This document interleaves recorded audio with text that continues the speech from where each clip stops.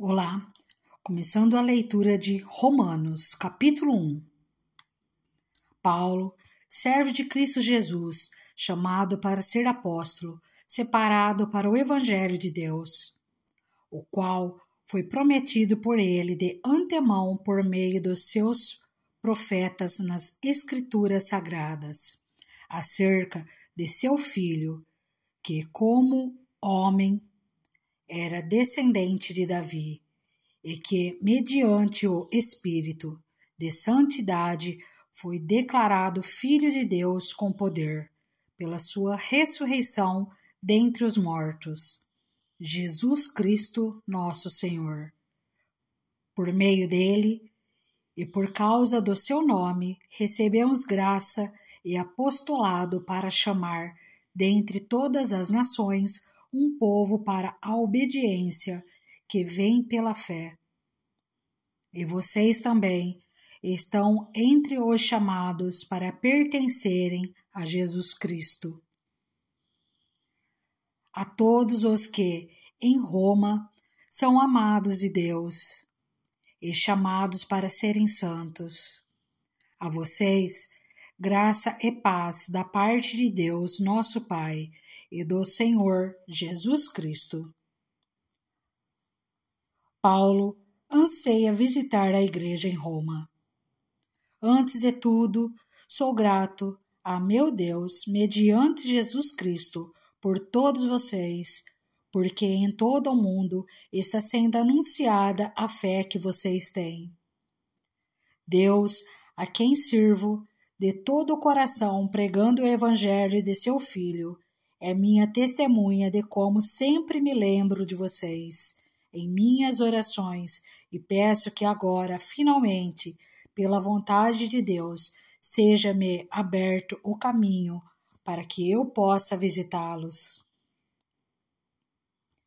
Anseio vê-los a fim de compartilhar com vocês algum dom espiritual para fortalecê-los, isto é, para que eu e vocês sejamos mutuamente encorajados pela fé. Quero que vocês saibam, irmãos, que muitas vezes planejei visitá-los, mas fui impedido até agora. Meu propósito é colher algum fruto entre vocês, assim como tenho colhido entre os demais gentios. Sou devedor tanto a gregos como a bárbaros, tanto a sábios como a ignorantes. Por isso, estou disposto a pregar o Evangelho também a vocês que estão em Roma. Não me envergonho do Evangelho, porque é o poder de Deus para a salvação de todo aquele que crê. Primeiro do judeu, depois do grego, porque no Evangelho é revelada a justiça de Deus, uma justiça que do princípio ao fim é pela fé, como está escrito, o justo viverá pela fé. A ira de Deus contra a humanidade. Portanto, a ira de Deus é revelada dos céus contra toda a impiedade e injustiça dos homens que suprimem a verdade pela injustiça, pois o que de Deus se pode conhecer é manifesto entre eles, porque Deus lhes manifestou. Pois, desde a criação do mundo, os atributos invisíveis de Deus, seu eterno poder e sua natureza divina, têm sido vistos claramente, sendo compreendidos por meio das coisas criadas, de forma que tais homens são indesculpáveis, porque, tendo conhecido a Deus, não o glorificaram como Deus, nem lhe renderam graças, mas aos seus pensamentos tornaram-se fúteis e o coração insensato deles obscureceu-se. Dizendo-se sábios, tornaram-se loucos e trocaram a glória do Deus imortal por imagens feitas segundo a semelhança do homem mortal, bem como de pássaros, quadrúpedes e répteis. Por isso, Deus os entregou à impureza sexual, segundo os desejos pecaminosos do seu coração, para a degradação do seu corpo entre si. Trocaram a verdade de Deus pela mentira, e adoraram e serviram a coisas e seres criados em lugar do Criador, que é bendito para sempre. Amém.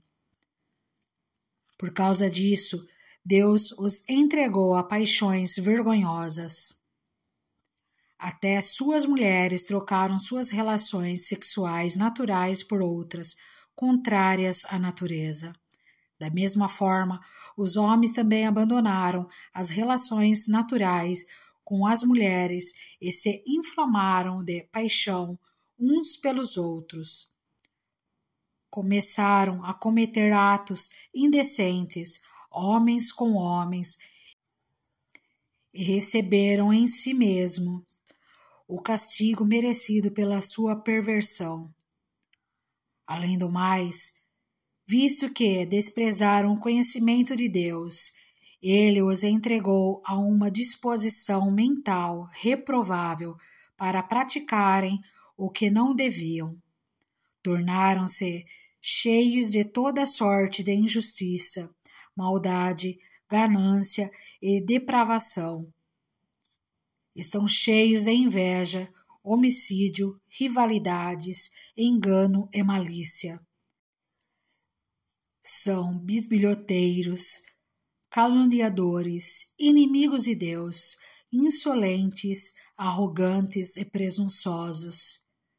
Inventam maneiras de praticar o mal, desobedecem a seus pais, são insensatos, desleais, sem amor pela família, implacáveis.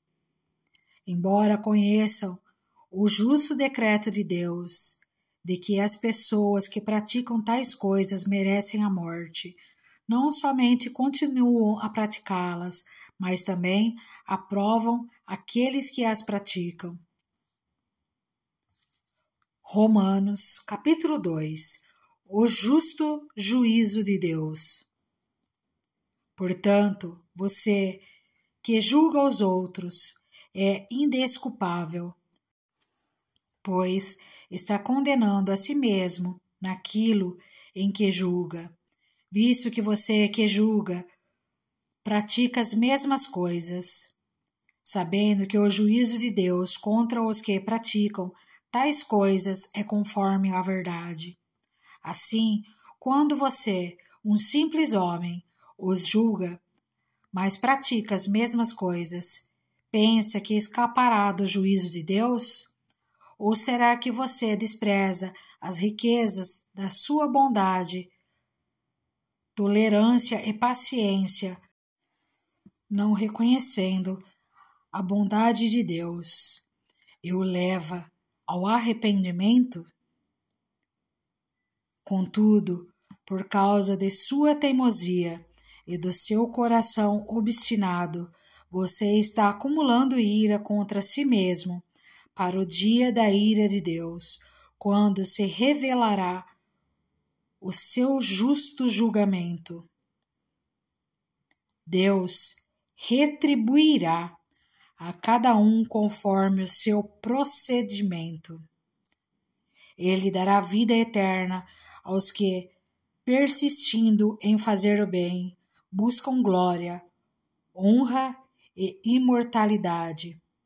Mas haverá ira e indignação para os que são egoístas, que rejeitam a verdade e seguem a injustiça. Haverá tribulação e angústia para todo ser humano que pratica o mal. Primeiro para o judeu, depois para o grego, mas glória, honra e paz para todo o que pratica o bem, primeiro para o judeu, depois para o grego. Pois em Deus não há parcialidade. Todo aquele que pecar sem a lei sem a lei também perecerá, e todo aquele que pecar sob a lei, pela lei será julgado. Porque não são os que ouvem a lei que são justos aos olhos de Deus, mas os que obedecem à lei. Esses serão declarados justos. De fato, quando os gentios que não têm a lei praticam naturalmente o que ela ordena, tornam-se lei para si mesmo, embora não possuam a lei, pois mostram que as exigências da lei estão gravadas em seu coração. Disso dão testemunho também a sua consciência e os seus pensamentos deles, ora acusando-os, ora defendendo-os. Isso tudo se verá no dia em que Deus julgar os seus segredos dos homens mediante Jesus Cristo, conforme o declara o meu Evangelho. Os judeus e a lei. Ora, você leva o nome de judeu, apoia-se na lei e orgulha-se de Deus. Você conhece a vontade de Deus e prova o que é superior, porque é instruído pela lei. Você está convencido de que é guia de cegos, luz para os que estão em trevas, instrutor de insensatos, mestre de crianças, porque tem na lei a expressão do conhecimento e da verdade. E então, você que ensina os outros, não ensina a si mesmo? Você que prega contra o furto, furta? Você que diz que não se deve adulterar, adultera? Você que detesta ídolos, rouba-lhes os templos? Você que se orgulha da lei, desonra a Deus desobedecendo a lei? Pois está escrito: o nome de Deus é blasfemado entre os gentios por causa de vocês. A circuncisão tem valor se você obedecer à lei, mas se você desobedece à lei, a sua circuncisão já se tornou incircuncisão. Se aqueles que não são circuncidados obedecem aos preceitos da lei, não serão eles considerados circuncidados? Aquele que não é circuncidado fisicamente, mas obedece à lei, condenará você que, tendo a lei escrita e a circuncisão, é transgressor da lei. Não é judeu quem o é apenas exteriormente, nem é circuncisão a quem é meramente exterior e física. Não. Judeu é quem o é interiormente, e circuncisão é a operada no coração, pelo Espírito e não pela lei escrita. Para estes, o louvor não provém dos homens, mas de Deus. Romanos, capítulo 3. Que vantagem há então em ser judeu? Ou que utilidade há na circuncisão? Muita em todos os sentidos, principalmente porque aos judeus foram confiadas as palavras de Deus. Que importa se alguns deles foram infiéis? A sua infidelidade anulará a fidelidade de Deus? De maneira nenhuma. Seja Deus verdadeiro e todo homem mentiroso, como está escrito, para que sejas justificado nas tuas palavras e prevaleças quando fores julgado. Mas, se a nossa injustiça ressalta de maneira ainda mais clara a justiça de Deus, que diremos?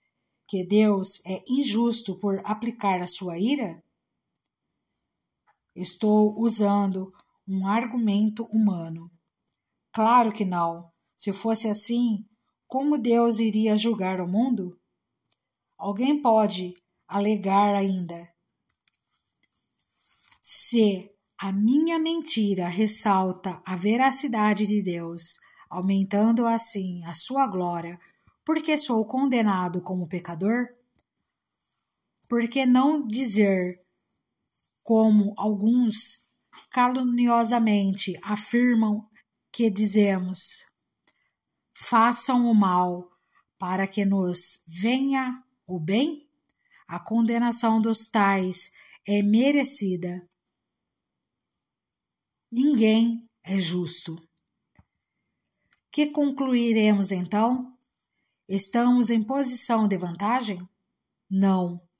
Já demonstramos que tanto judeus como gentios estão debaixo do pecado, como está escrito: não há nenhum justo, nenhum sequer. Não há ninguém que entenda, ninguém que busque a Deus. Todos se desviaram, tornaram-se juntamente inúteis. Não há ninguém que faça o bem, não há nenhum sequer. Suas gargantas são um túmulo aberto, com suas línguas enganam, veneno de serpente está em seus lábios, suas bocas estão cheias de maldição e amargura. Seus pés são ágeis para derramar sangue. Ruína e desgraça marcam os seus caminhos e não conhecem o caminho da paz. Aos seus olhos é inútil temer a Deus. Sabemos que tudo o que a lei diz, o diz àqueles que estão debaixo dela, para que toda boca se cale e todo o mundo esteja sob o juízo de Deus. Portanto, ninguém será declarado justo diante dele baseando-se na obediência à lei, pois é mediante a lei que nos tornamos plenamente conscientes do pecado. A justiça por meio da fé. Mas agora se manifestou uma justiça que provém de Deus, independente da lei, da qual testemunham a lei e os profetas. Justiça de Deus mediante a fé em Jesus Cristo, para todos os que creem. Não há distinção, pois todos pecaram e estão destituídos da glória de Deus, sendo justificados gratuitamente por sua graça, por meio da redenção que há em Cristo Jesus. Deus o ofereceu como sacrifício para propiciação, mediante a fé, pelo seu sangue, demonstrando a sua justiça.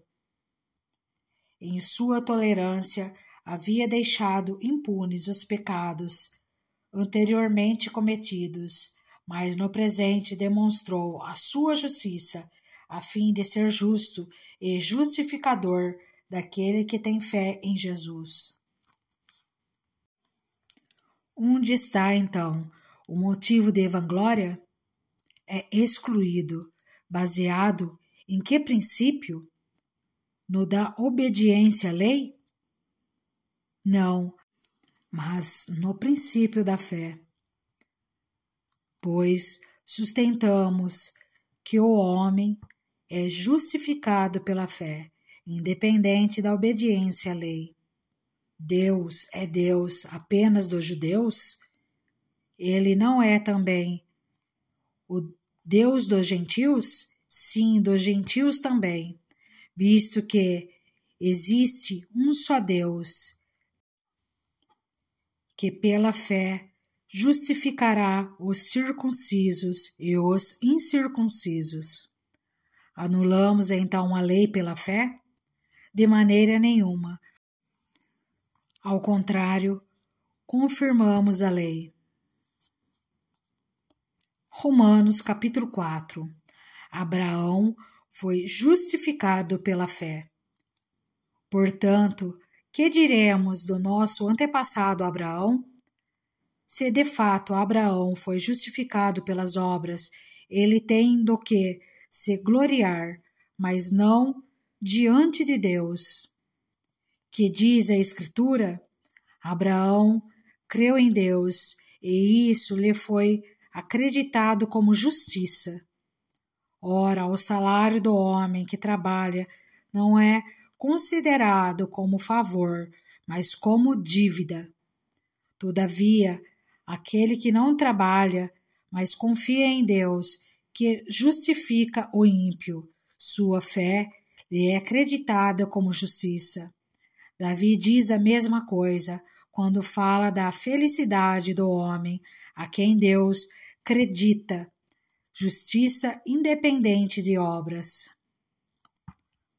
Como são felizes aqueles que têm suas transgressões perdoadas, cujos pecados são apagados. Como é feliz aquele a quem o Senhor não atribui culpa. Destina-se esta felicidade apenas aos circuncisos ou também aos circuncisos? Já dissemos que no caso de Abraão, a fé lhe foi creditada como justiça. Sob quais circunstâncias? Antes ou depois de ter sido circuncidado? Não foi depois, mas antes. Assim ele recebeu a circuncisão como sinal, como selo da justiça que ele tinha pela fé, quando ainda não fora circuncidado. Portanto, ele é o Pai de todos os que creem, sem terem sido circuncidados, a fim de que a justiça fosse creditada também a eles. E é igualmente o Pai dos circuncisos, que não somente são circuncisos, mas também andam nos passos da fé, que teve nosso pai Abraão, antes de passar pela circuncisão.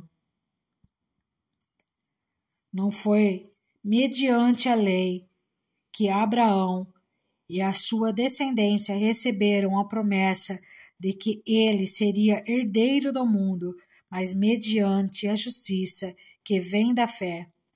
Pois, se os que vivem pela lei são herdeiros, a fé não tem valor e a promessa é inútil, porque a lei produz a ira.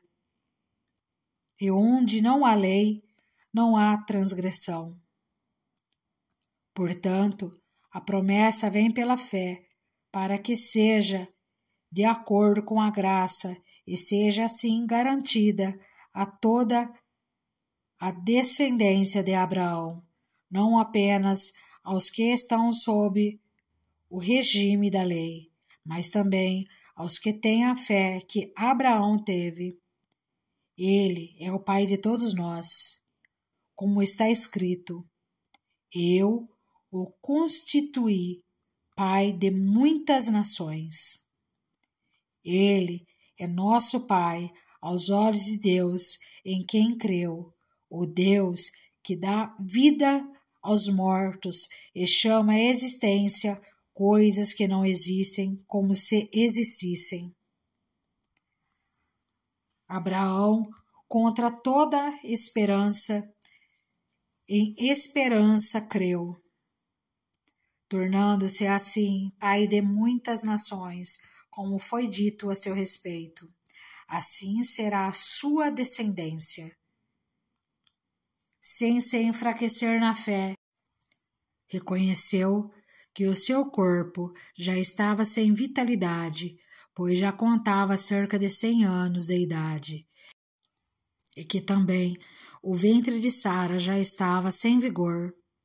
Mesmo assim, não duvidou, nem foi incrédulo em relação à promessa de Deus, mas foi fortalecido em sua fé e deu glória a Deus, estando plenamente convencido de que ele era poderoso para cumprir o que havia prometido.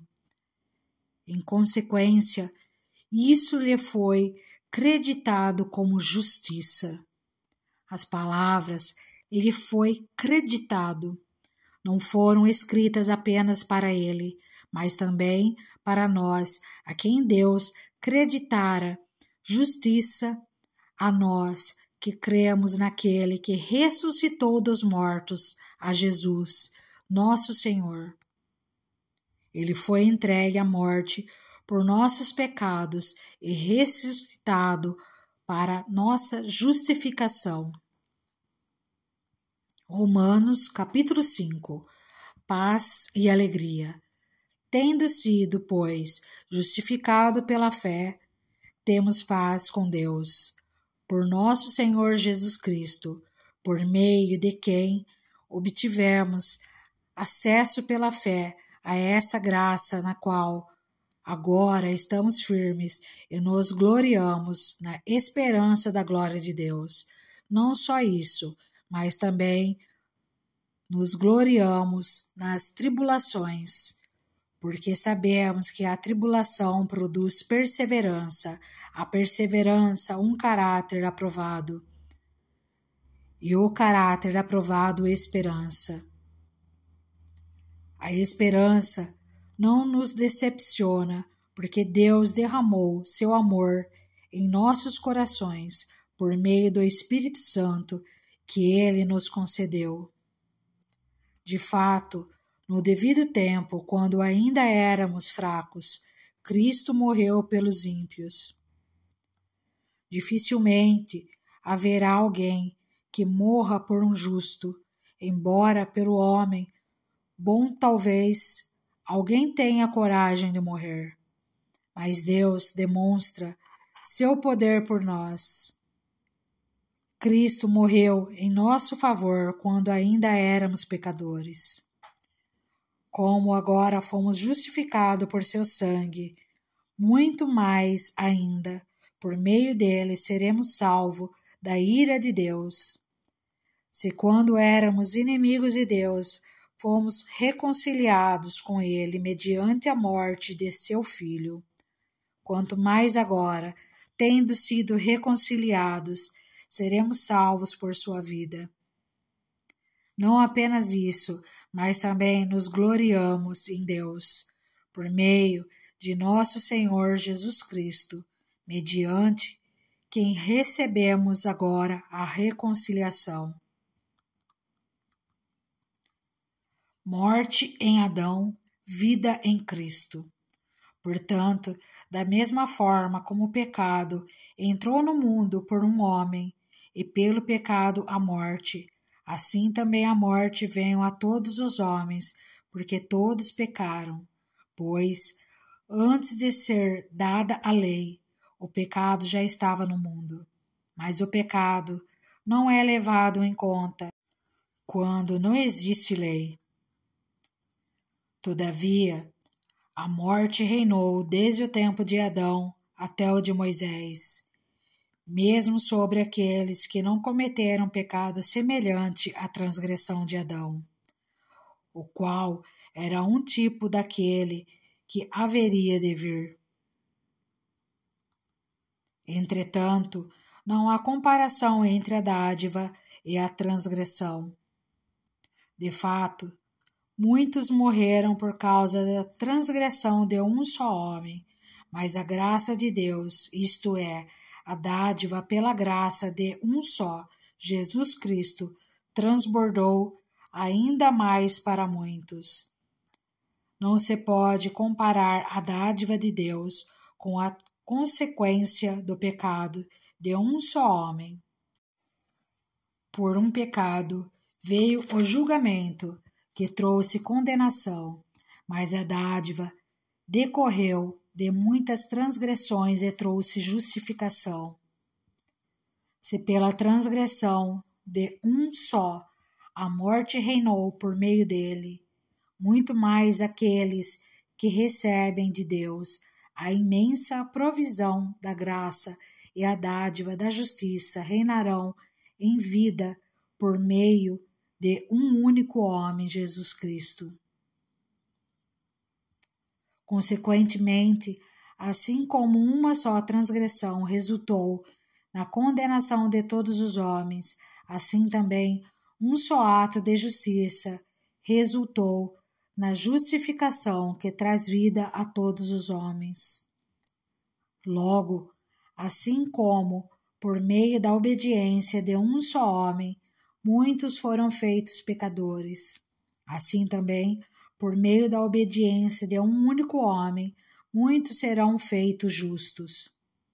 A lei foi introduzida para que a transgressão fosse ressaltada, mas onde aumentou o pecado, transbordou a graça, a fim de que, assim como o pecado reinou na morte, também a graça reine pela justiça para conceder vida eterna mediante Jesus Cristo, nosso Senhor. Romanos capítulo 6. Mortos para o pecado, vivos em Cristo. Que diremos então? Continuaremos pecando para que a graça aumente? De maneira nenhuma. Nós, os que morremos para o pecado, como podemos continuar vivendo nele? Ou vocês não sabem que todos nós fomos batizados em Cristo Jesus? Fomos batizados em sua morte? Portanto, fomos sepultados com ele na morte por meio do batismo, a fim de que, assim como Cristo foi ressuscitado dos mortos mediante a glória do Pai, também nós vivamos uma vida nova. Se dessa forma fomos unidos a ele na semelhança da sua morte, certamente o seremos também na semelhança da sua ressurreição.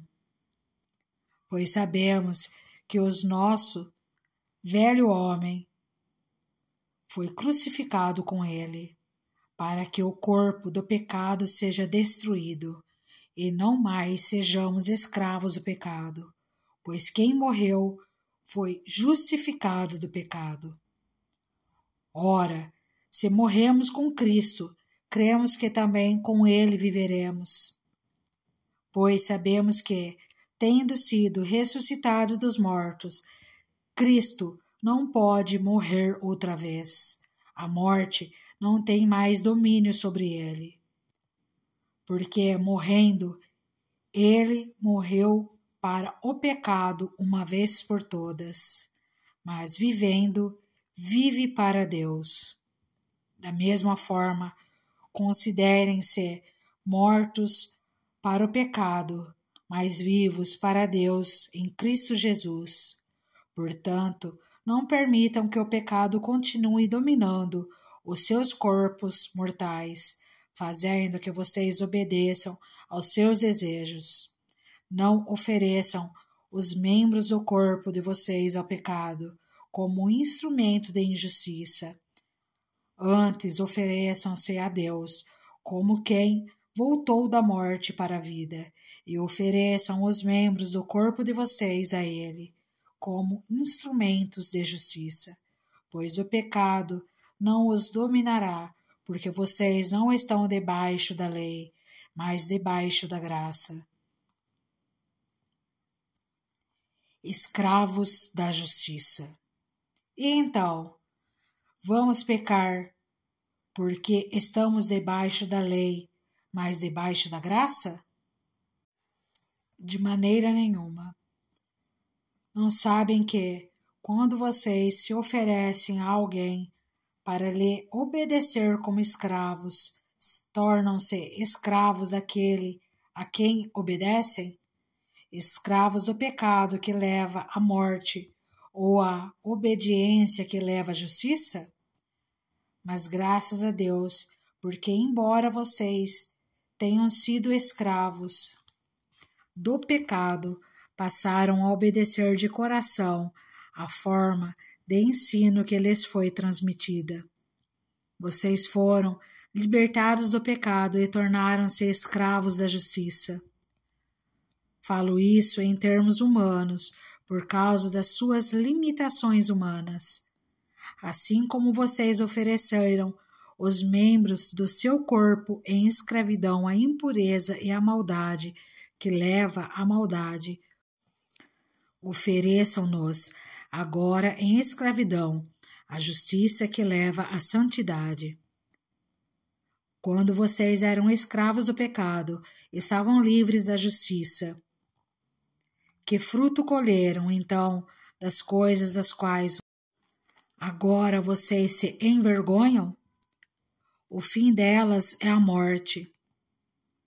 Mas agora que vocês foram libertados do pecado e se tornaram escravos de Deus, o fruto que colhem leva à santidade e o seu fim é a vida eterna.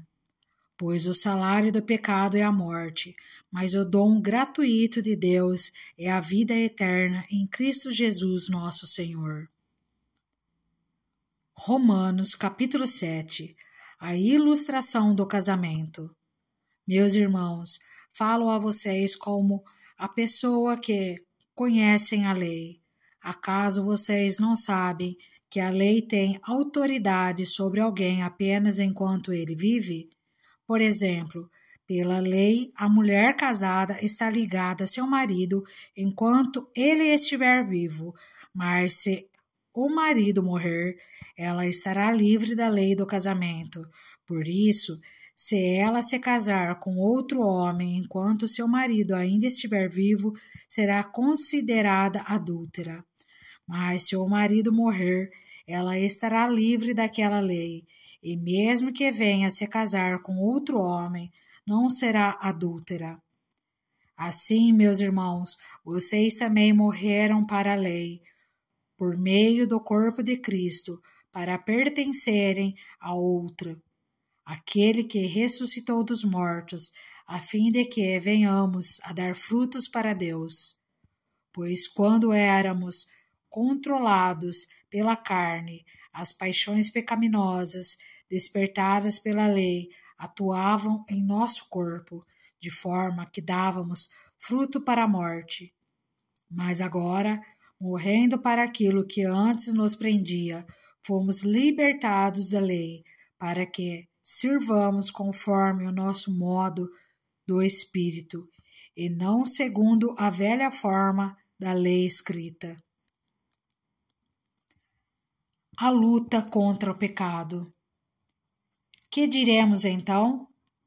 A lei é pecado? De maneira nenhuma. De fato, eu não saberia o que é pecado, a não ser por meio da lei, pois, na realidade, eu não saberia o que é cobiça, se a lei não dissesse, não cobiçarás. Mas o pecado, aproveitando a oportunidade dada pelo mandamento, produziu em mim todo tipo de desejo cobiçoso, pois sem a lei o pecado está morto. Antes, eu vivia sem a lei, mas quando o mandamento veio, o pecado reviveu e eu morri. Descobri que o próprio mandamento destinado a produzir vida, na verdade, produziu morte, pois o pecado, aproveitando a oportunidade dada pelo mandamento, enganou-me e por meio do mandamento me matou. De fato, a lei é santa e o mandamento é santo, justo e bom. E então, o que é bom se tornou em morte para mim? De maneira nenhuma. Mas, para que o pecado se mostrasse como pecado, ele produziu morte em mim, por meio do que era bom, de modo que, por meio do mandamento, ele se mostrasse extremamente pecaminoso. Sabemos que a lei é espiritual. Eu, contudo, não o sou, pois fui vendido como escravo ao pecado. Não entendo o que faço, pois não faço o que desejo, mas o que odeio. E se faço o que não desejo, admito que a lei é boa. Neste caso, não sou mais eu quem o faz, mas o pecado que habita em mim. Sei que nada de bom habita em mim, isto é, em minha carne, porque tenho o desejo de fazer o que é bom, mas não consigo realizá-lo, pois o que faço não é o bem que desejo, mas o mal que não quero fazer. Esse eu continuo fazendo. Ora, se faço o que não quero, já não sou eu quem o faz, mas o pecado que habita em mim. Assim, encontro essa lei que atua em mim. Quando quero fazer o bem, o mal está junto a mim. No íntimo do meu ser, tenho prazer na lei de Deus, mas vejo outra lei atuando nos membros do meu corpo, guerreando contra a lei da minha mente, tornando-me prisioneiro da lei do pecado que atua em meus membros. Miserável homem que eu sou, quem me libertará do corpo sujeito a esta morte? Graças a Deus por Jesus Cristo, nosso Senhor, de modo que, com a mente, eu próprio sou escravo da lei de Deus, mas com a carne, da lei do pecado. Romanos, capítulo 8. A vida pelo Espírito. Portanto, agora já não há condenação para os que estão em Cristo Jesus. Por meio de Cristo Jesus, a lei do Espírito de vida me libertou da lei do pecado e da morte. Porque aquilo que a lei foi incapaz de fazer, por estar enfraquecida pela carne, Deus o fez, enviando seu próprio Filho, à semelhança do homem pecador, como oferta pelo pecado. E assim condenou o pecado na carne, a fim de que as justas exigências da lei fossem plenamente satisfeitas em nós, que não vivemos segundo a carne, mas segundo o Espírito. Quem vive segundo a carne tem a mente voltada para o que a carne deseja, mas quem vive de acordo com o Espírito tem a mente voltada para o que o Espírito deseja. A mentalidade da carne é morte, mas a mentalidade do Espírito é vida e paz. A mentalidade da carne é inimiga de Deus, porque não se submete à lei de Deus, nem pode fazê-lo. Quem é dominado pela carne não pode agradar a Deus. Entretanto, vocês não estão sob o domínio da carne, mas do Espírito, se de fato o Espírito de Deus habita em vocês. E se alguém não tem o Espírito de Cristo, não pertence a Cristo. Mas se Cristo está em vocês, o corpo está morto por causa do pecado, mas o Espírito está vivo por causa da justiça. E se o Espírito daquele que ressuscitou Jesus dentre os mortos habita em vocês, aquele que ressuscitou a Cristo dentre os mortos também dará vida a seus corpos mortais por meio do seu Espírito que habita em vocês. Portanto, irmãos, estamos em dívida, não para com a carne, para vivermos sujeitos a ela, pois se vocês vivem de acordo com a carne, morrerão, mas se pelo Espírito fizerem morrer os atos do corpo, viverão, porque todos os que são guiados pelo Espírito de Deus são filhos de Deus, pois vocês não receberam um espírito que os escravize para novamente temerem, mas receberam o Espírito que os tornaram filhos por adoção, por meio do qual clamamos, Abba, Pai. O próprio Espírito testemunha ao nosso espírito que somos filhos de Deus. Se somos filhos, então somos herdeiros, herdeiros de Deus e co-herdeiros com Cristo, se de fato participamos dos seus sofrimentos, para que também participemos da sua glória. A glória futura. Considero que os nossos sofrimentos atuais não podem ser comparados com a glória que em nós será revelada.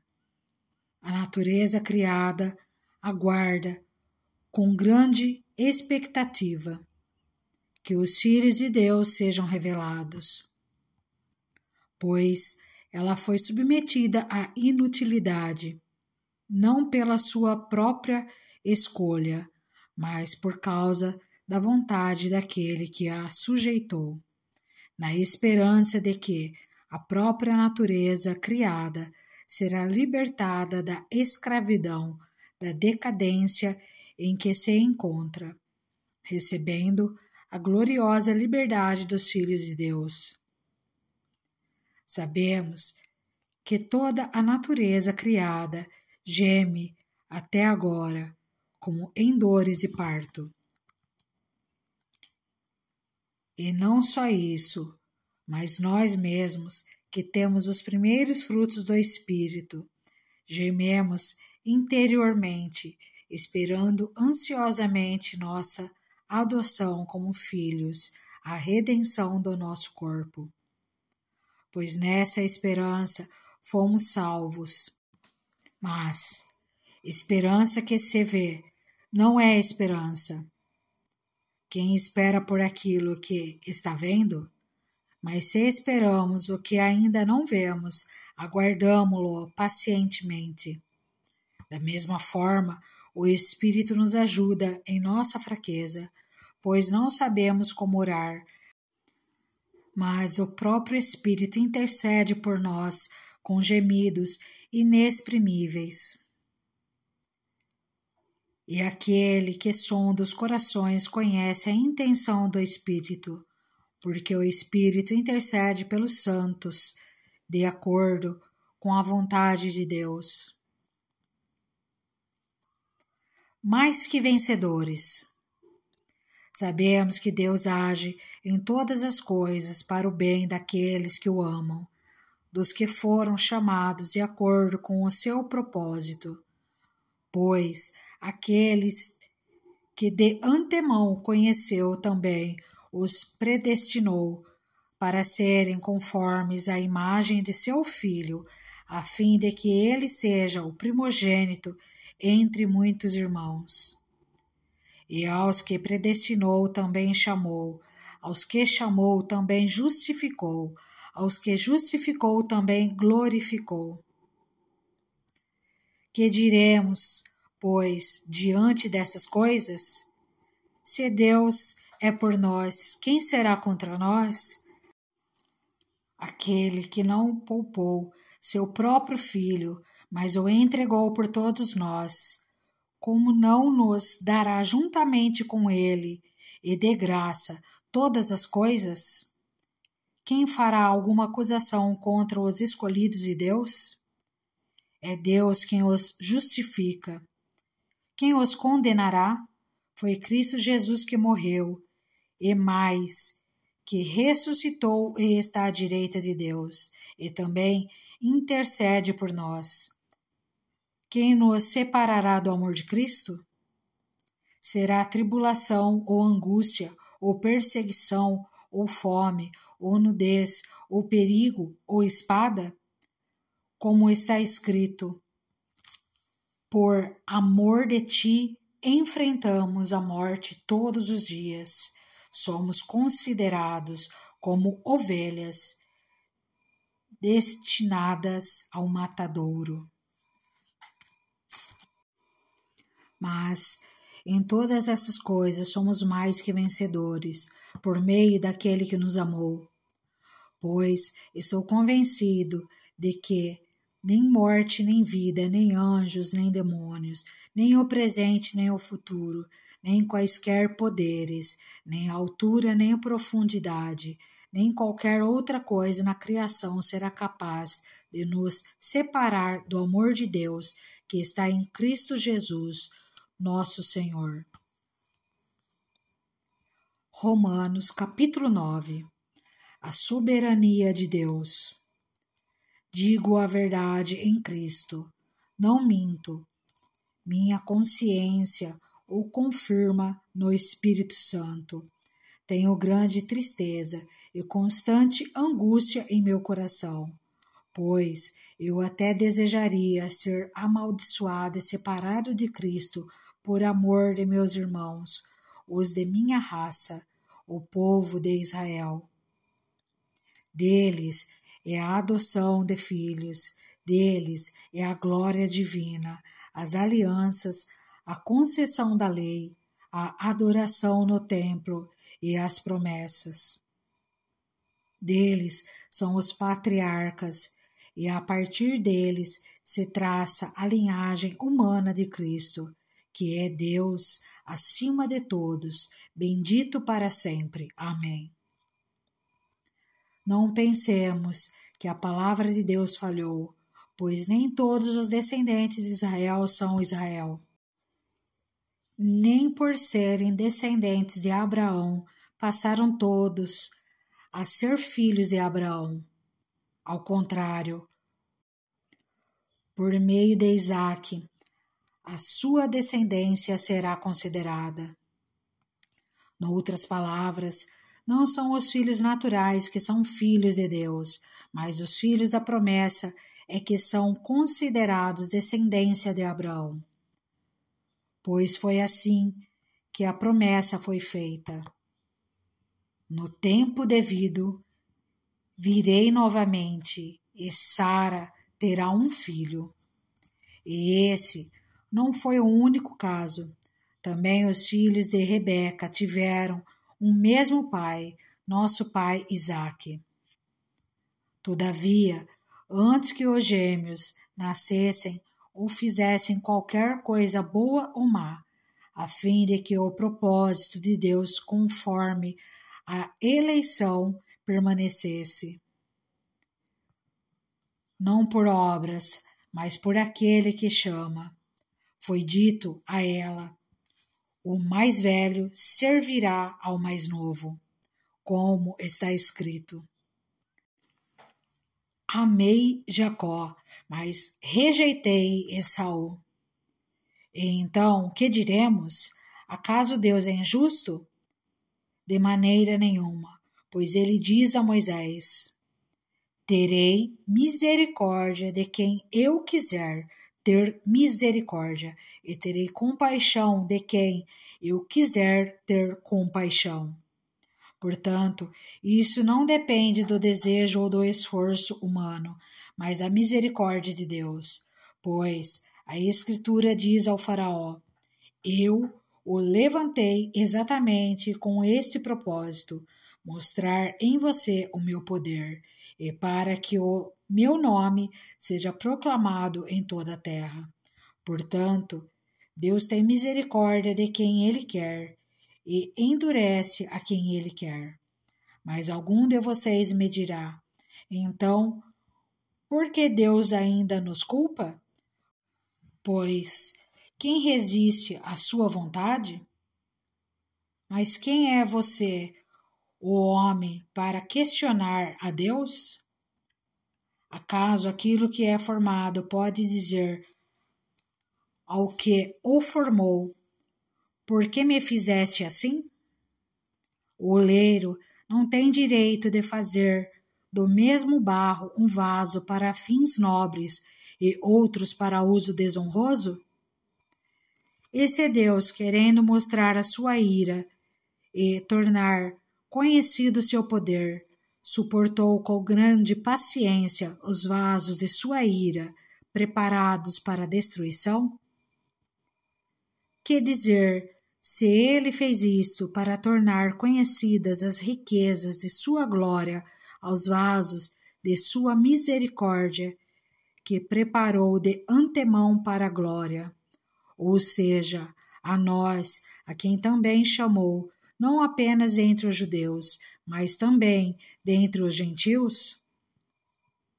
Como ele diz em Oséias: chamarei meu povo, a quem não é meu povo, eu chamarei minha amada, a quem não é minha amada. E acontecerá que, no mesmo lugar em que se lhes declarou: vocês não são meu povo, eles serão chamados filhos do Deus vivo. Isaías exclama com relação a Israel: embora o número dos israelitas seja como a areia do mar, apenas o remanescente será salvo, pois o Senhor executará na terra a sua sentença rápida e definitivamente.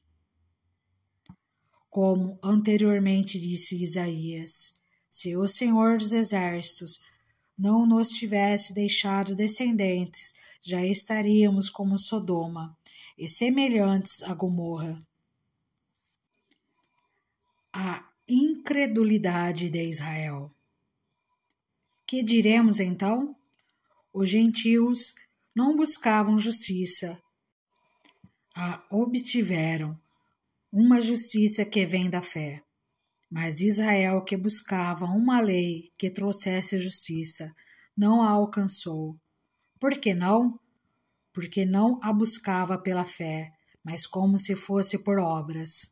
Eles tropeçaram na pedra de tropeço, como está escrito: eis que ponho em Sião uma pedra de tropeço e uma rocha que faz cair, e aquele que nela confia jamais será envergonhado. Romanos capítulo 10. Irmãos, o desejo do meu coração e a minha oração a Deus pelos israelitas é que eles sejam salvos. Posso testemunhar que eles têm zelo por Deus, mas o seu zelo não se baseia no conhecimento.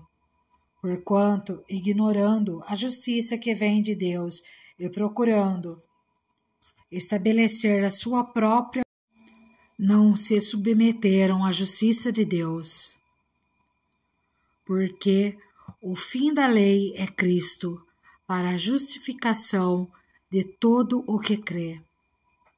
Moisés descreve desta forma a justiça que vem da lei.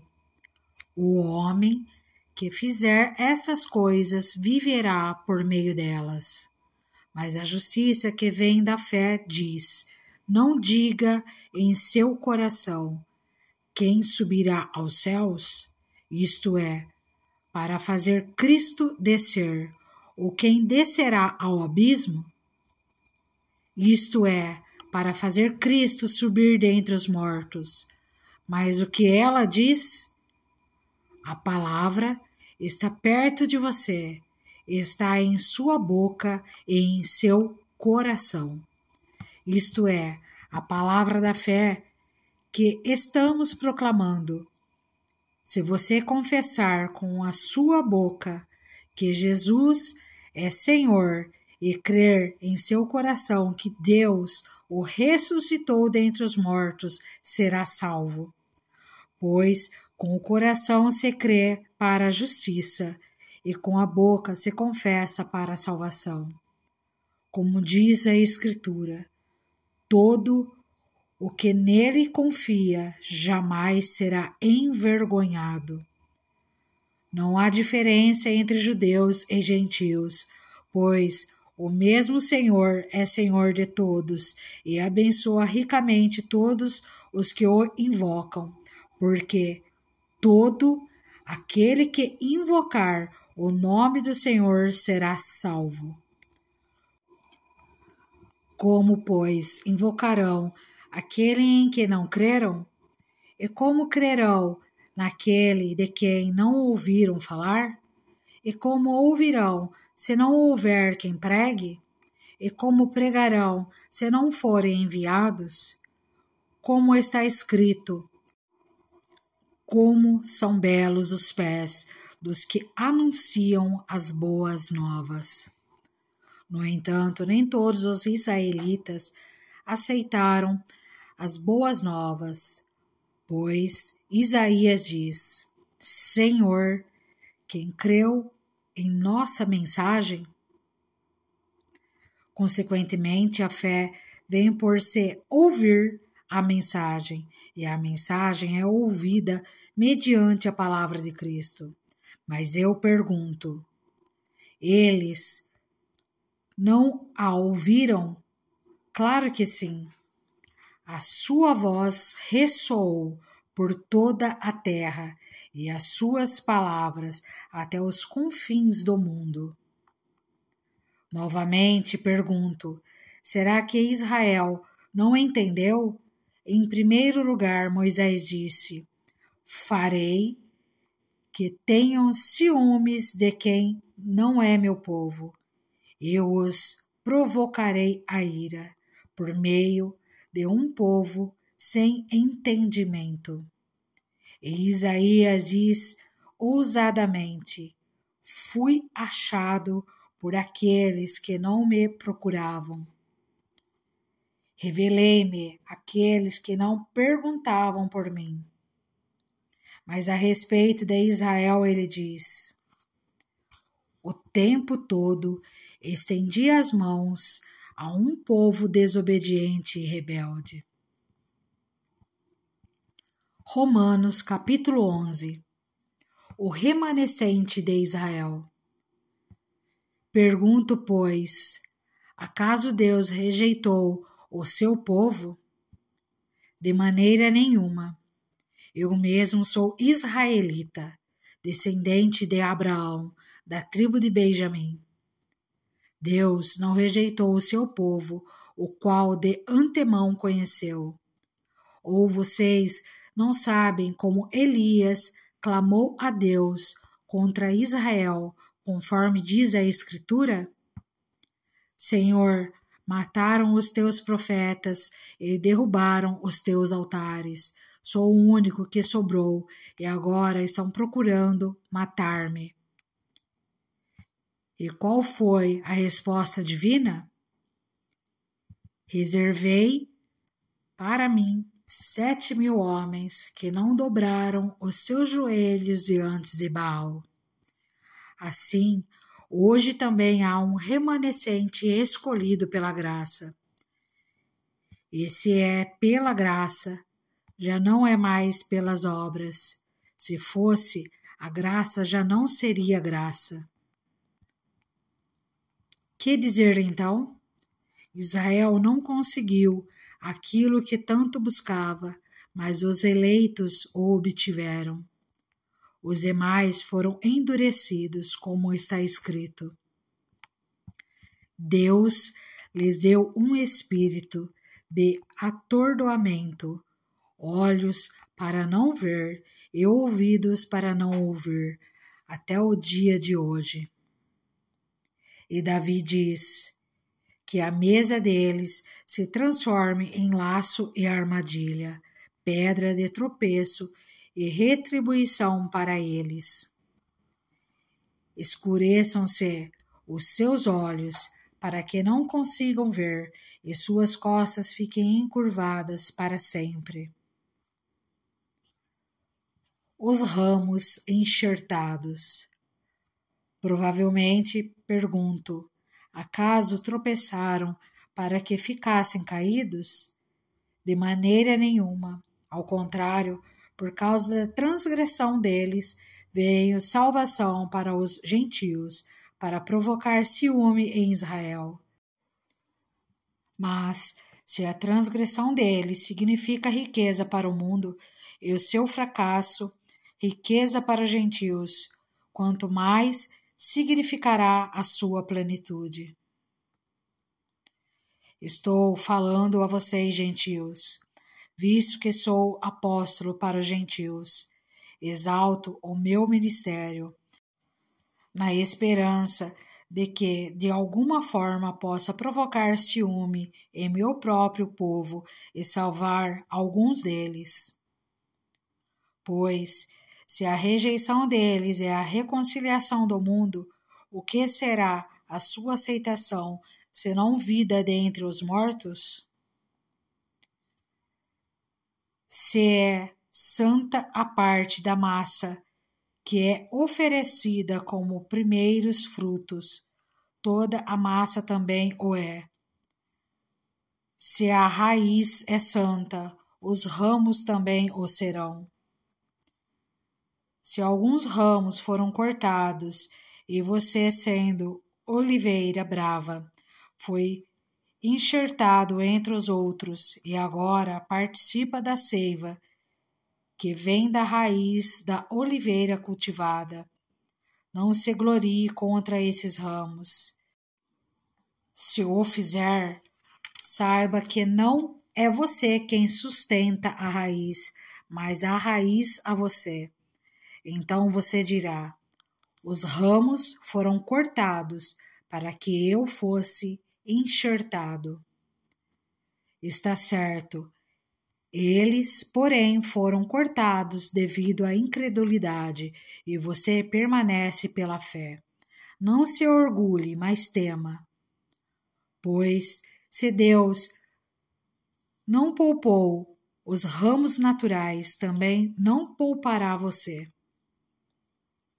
Portanto, considere a bondade e a severidade de Deus. Severidade para com aqueles que caíram, mas bondade com você, desde que permaneça na bondade dele. De outra forma, você também será cortado. E quanto a eles, se não continuarem na incredulidade, serão enxertados, pois Deus é capaz de enxertá-los outra vez. Afinal de contas, se você foi cortado de uma oliveira brava por natureza e de maneira antinatural, foi enxertado numa oliveira cultivada, quanto mais serão enxertados os ramos naturais de sua própria oliveira? Todo o Israel será salvo. Irmãos, não quero que ignorem esse mistério, para que não se tornem presunçosos. Israel experimentou um endurecimento em parte, até que chegue à plenitude dos gentios. E assim todo Israel será salvo, como está escrito: virá de Sião o Redentor, que desviará de Jacó a impiedade. E esta é a minha aliança com eles, quando eu remover os seus pecados. Quanto ao Evangelho, eles são inimigos por causa de vocês, mas quanto à eleição, são amados por causa dos patriarcas. Pois os dons e o chamado de Deus são irrevogáveis. Assim como vocês, que antes eram desobedientes a Deus, mas agora receberam misericórdia, graças à obediência deles. Assim também agora eles se tornaram desobedientes, a fim de que também recebam agora misericórdia, graças à misericórdia de Deus para com vocês. Pois Deus colocou todos sob a desobediência, para exercer misericórdia para com todos. Hino de louvor a Deus. Ó profundidade da riqueza, da sabedoria e do conhecimento de Deus, quão insondáveis são os seus juízos e inescrutáveis os seus caminhos. Quem conheceu a mente do Senhor? Ou quem foi seu conselheiro? Quem primeiro lhe deu para que ele o recompensasse? Pois dele, por ele e para ele são todas as coisas. A ele seja glória para sempre. Amém. Romanos, capítulo 12. Sacrifícios vivos.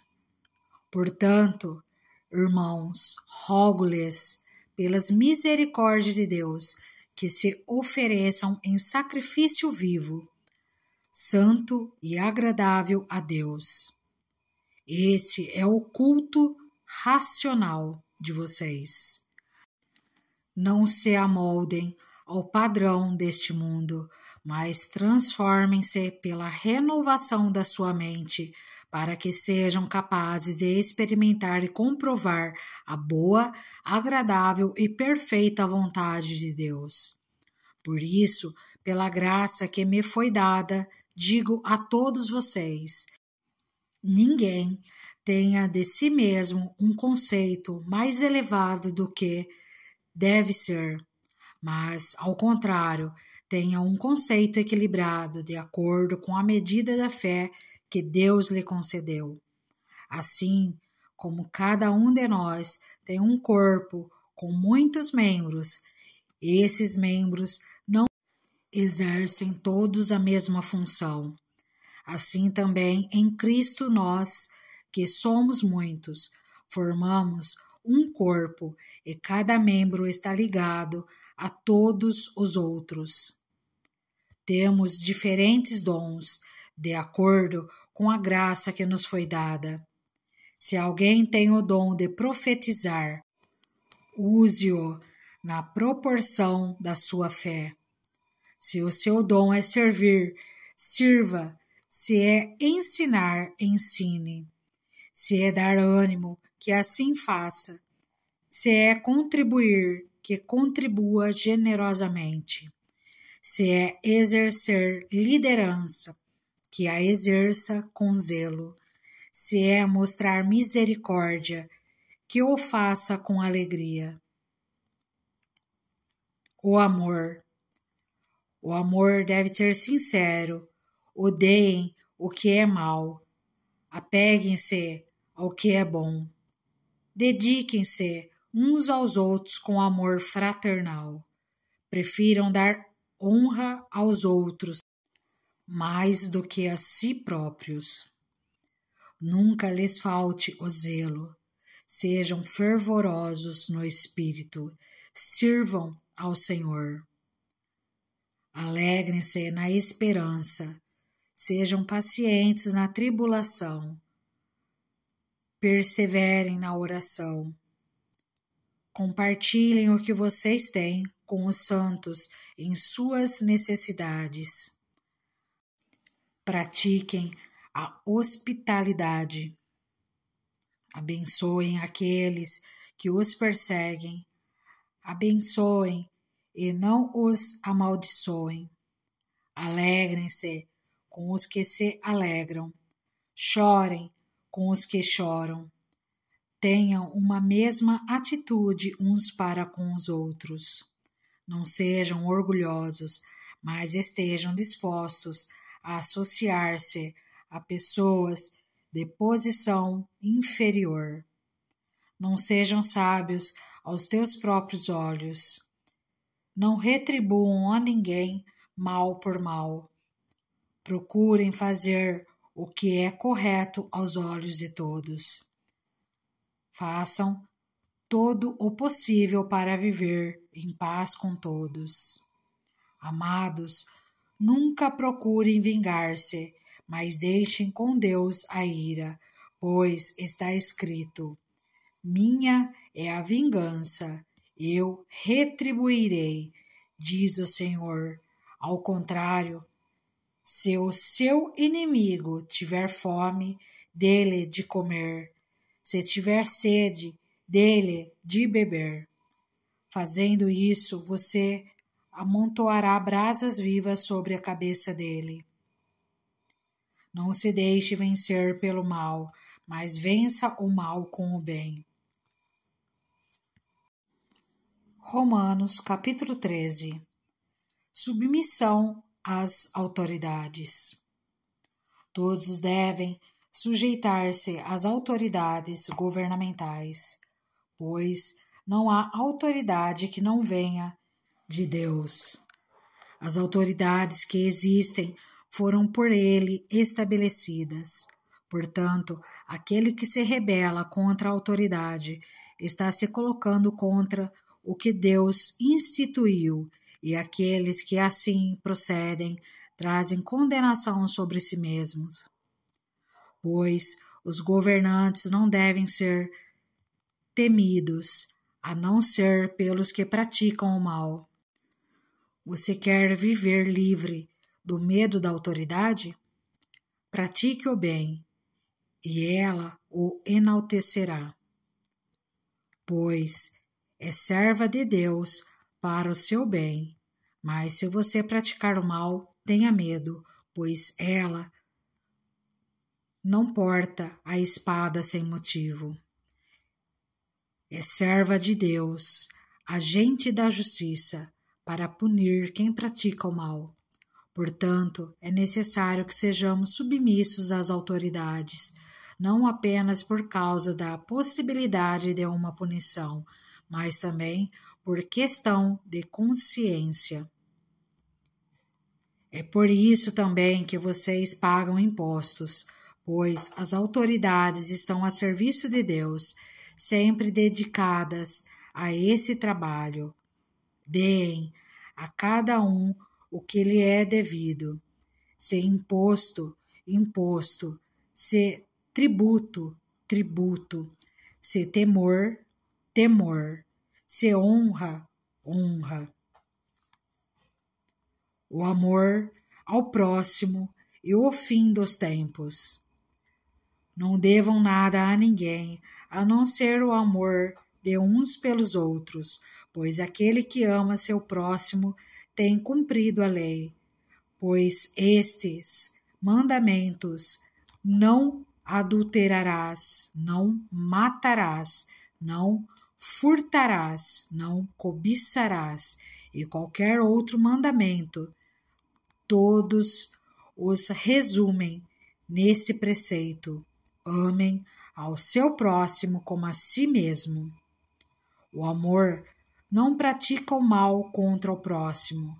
Portanto, o amor é o cumprimento da lei. Façam isso, compreendendo o tempo em que vivemos. Chegou a hora de vocês despertarem do sono, porque agora a nossa salvação está mais próxima do que quando cremos. A noite está quase acabando, o dia logo vem. Portanto, deixemos de lado as obras das trevas e revistamo-nos da armadura da luz. Comportemo-nos com decência, como quem age à luz do dia, não em orgias e bebedeiras, não em imoralidade sexual e depravação, não em desavença e inveja.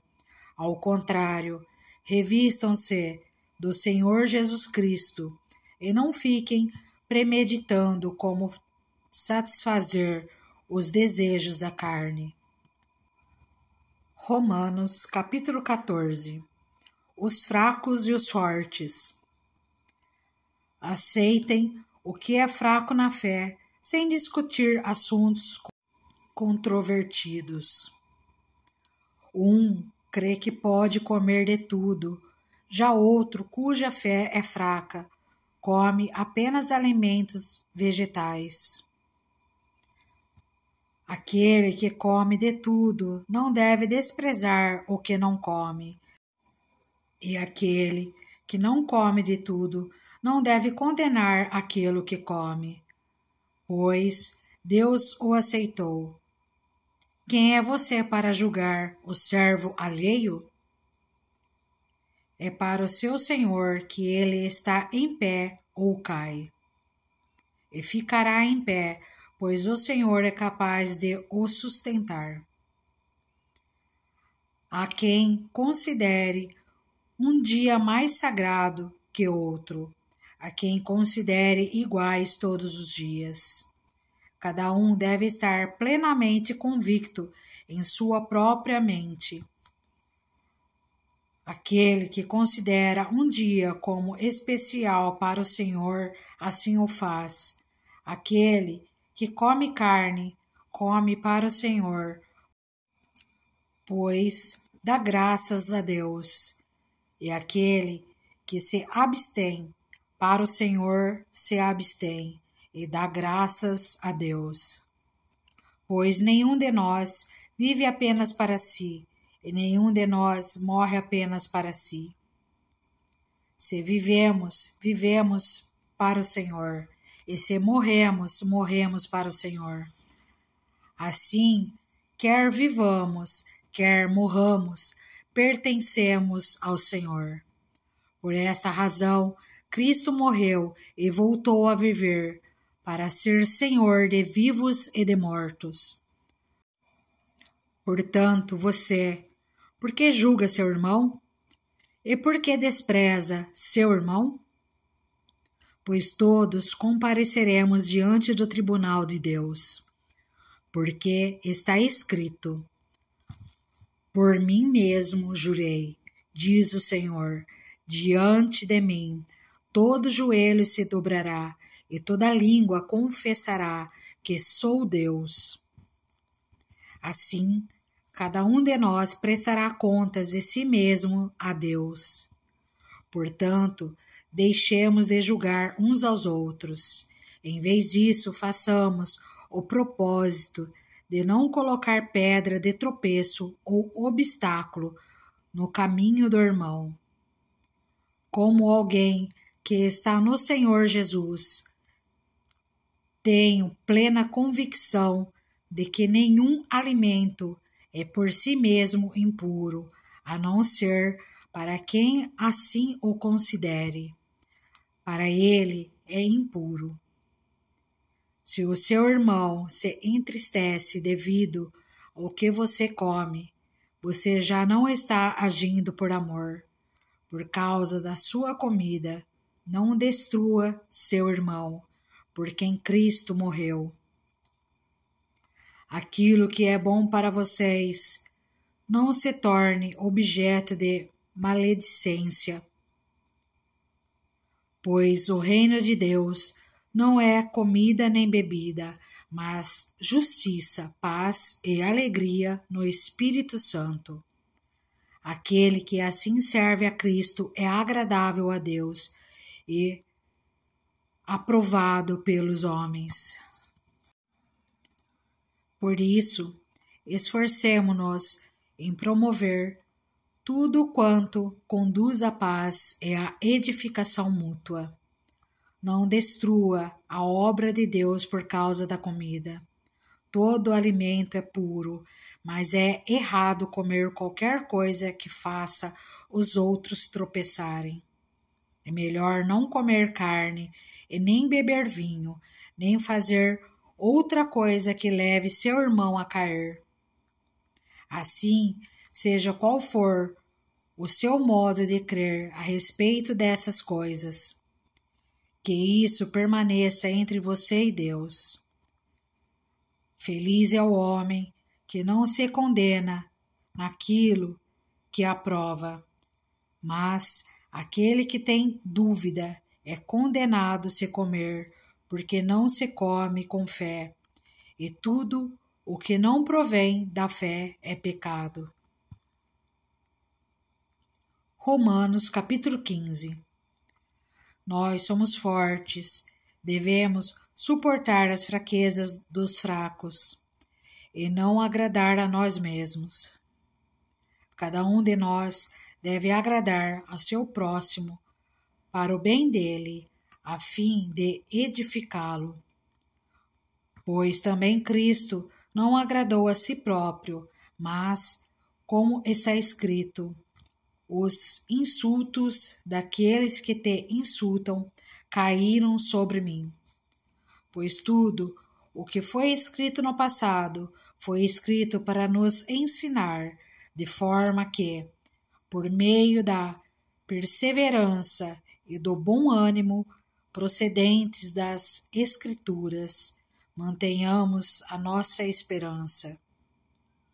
O que Deus concede perseverança e ânimo, deles um espírito de unidade, segundo Cristo Jesus, para que com um só coração e uma só voz vocês glorifiquem ao Deus e Pai de nosso Senhor Jesus Cristo. Portanto, aceitem-se uns aos outros da mesma forma que Cristo os aceitou, a fim de que vocês glorifiquem a Deus.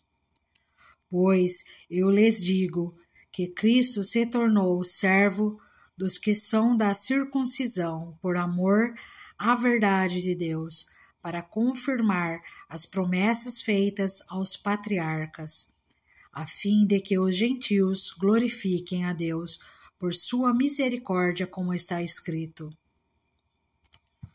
Por isso eu te louvarei entre os gentios, cantarei louvores ao teu nome.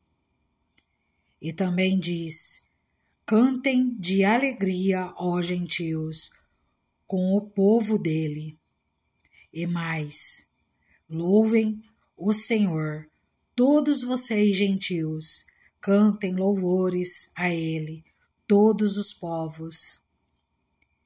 E Isaías também diz: brotará a raiz de Jessé, aquele que se levantará para reinar sobre os gentios.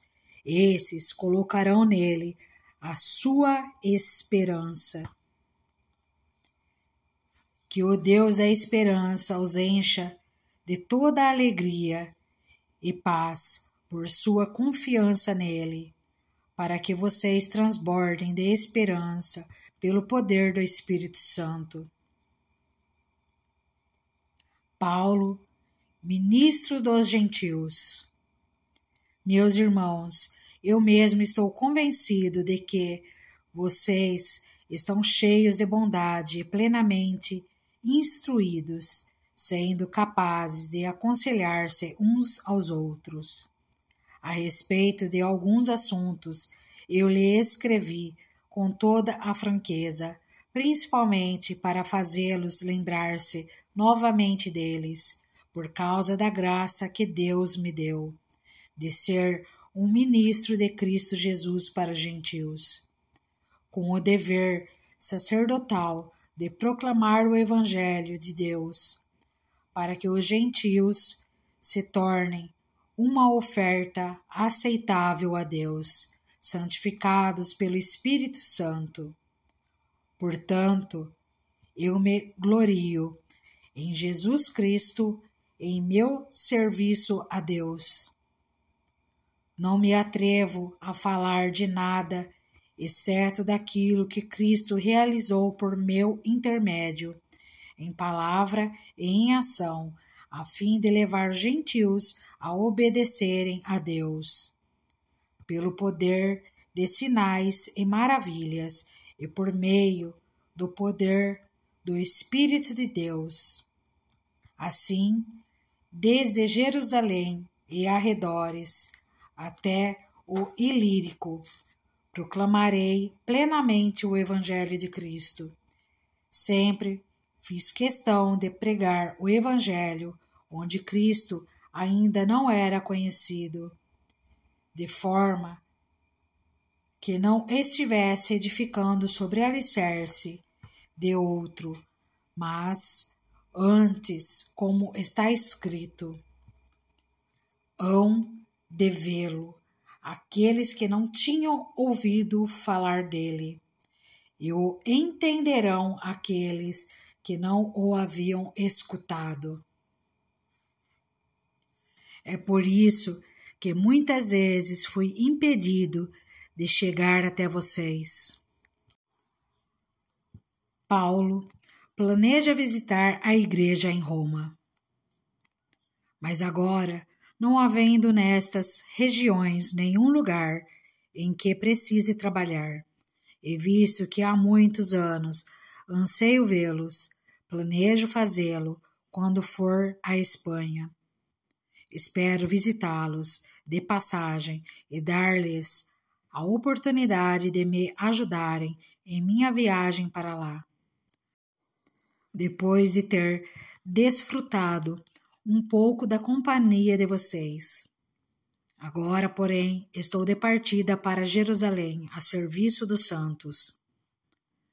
Pois a Macedônia e a Acaia tiveram a alegria de contribuir para os pobres dentre os santos de Jerusalém. Tiveram prazer nisso, e de fato são devedores aos santos de Jerusalém. Pois, se os gentios participaram das bênçãos espirituais dos judeus, devem também servir aos judeus com seus bens materiais. Assim, depois de completar essa tarefa e de ter a certeza de que eles receberam esse fruto. Irei à Espanha e visitarei vocês de passagem. Sei que, quando for visitá-los, irei na plenitude da bênção de Cristo. Recomendo-lhes, irmãos, por nosso Senhor Jesus Cristo e pelo amor do Espírito, que se unam a mim em minha luta, orando a Deus em meu favor.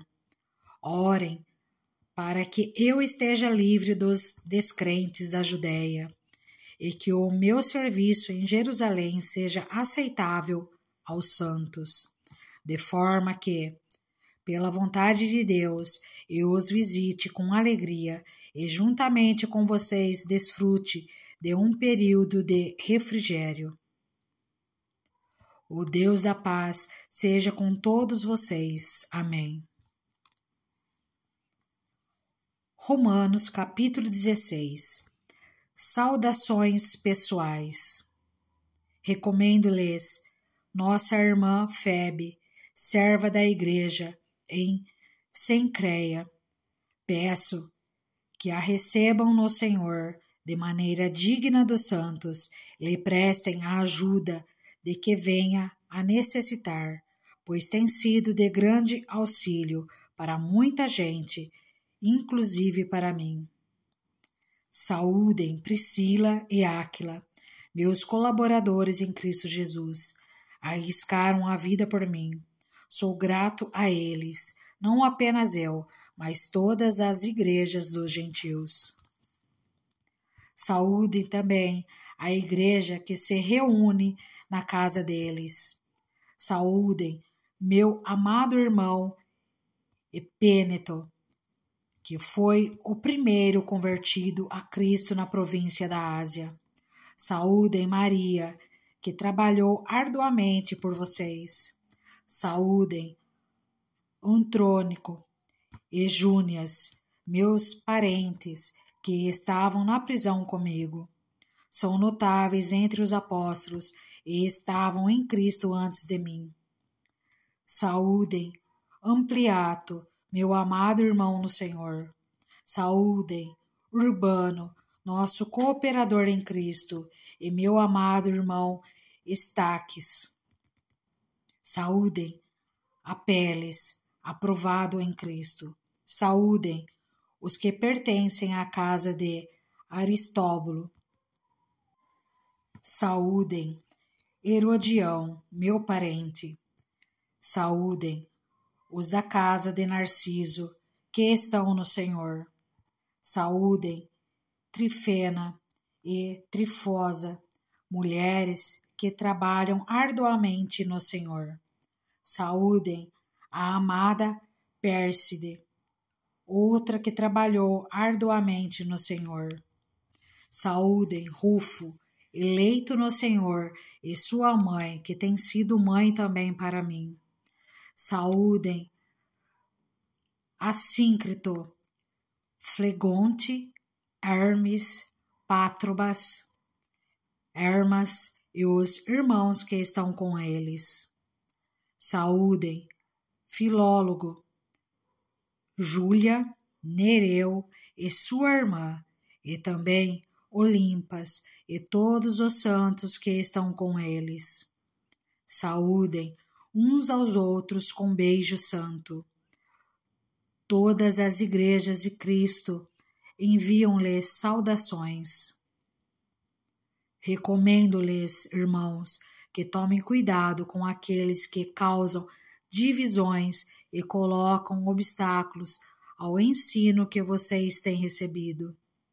Afastem-se deles, pois essas pessoas não estão servindo a Cristo nosso Senhor, mas os seus próprios apetites. Mediante palavras suaves e bajulação, enganam o coração dos ingênuos. Todos têm ouvido falar da obediência de vocês, por isso estou muito alegre, mas quero que sejam sábios em relação ao que é bom e sem malícia em relação ao que é mal. Em breve, o Deus da paz esmagará Satanás debaixo dos pés de vocês. A graça do nosso Senhor Jesus seja com vocês. Timóteo, meu cooperador, envia-lhe saudações, bem como Lúcio, Jason e Sosípatro, meus parentes. Eu, Tércio, que dirigi esta carta, saúdo vocês no Senhor. Gaio, cuja hospitalidade eu e toda a igreja desfrutamos, envia-lhes saudações. Erasto, administrador da cidade, e nosso irmão Quarto enviam-lhes saudações. Que a graça do Senhor Jesus Cristo seja com vocês todos. Amém. Ora, aquele que tem poder para confirmá-los pelo meu evangelho e pela proclamação de Jesus Cristo, de acordo com a revelação do ministério oculto nos tempos passados, mas agora revelado e dado a conhecer pelas Escrituras proféticas por ordem do Deus eterno, para que todas as nações venham a crer nele e a obedecer-lhe. Sim, ao único Deus sábio seja dada glória para todo sempre, por meio de Jesus Cristo. Amém. E assim concluímos a leitura do livro de Romanos.